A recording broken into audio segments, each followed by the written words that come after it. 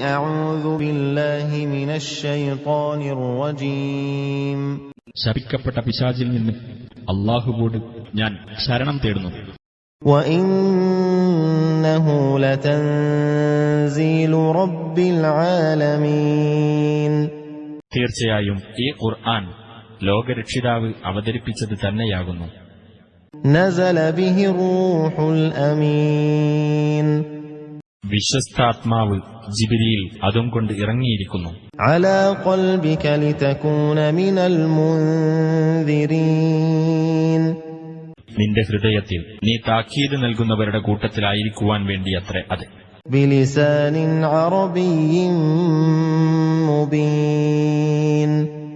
സ്പഷ്ടമായ അറബി ഭാഷയിലാണ് അത് അവതരിപ്പിച്ചത്. وإنه لفي زبر الأولين. തീർച്ചയായും അത് മുൻഗാമികളുടെ വേദഗ്രന്ഥങ്ങളിലുണ്ട്.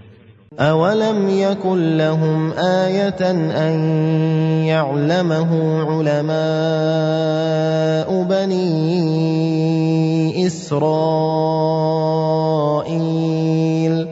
ഇസ്രായേൽ സന്തതികളിലെ പണ്ഡിതന്മാർക്ക് അത് അറിയാമെന്ന കാര്യം അവിശ്വാസികൾക്ക് ഒരു ദൃഷ്ടാന്തമായിരിക്കുന്നില്ലേ?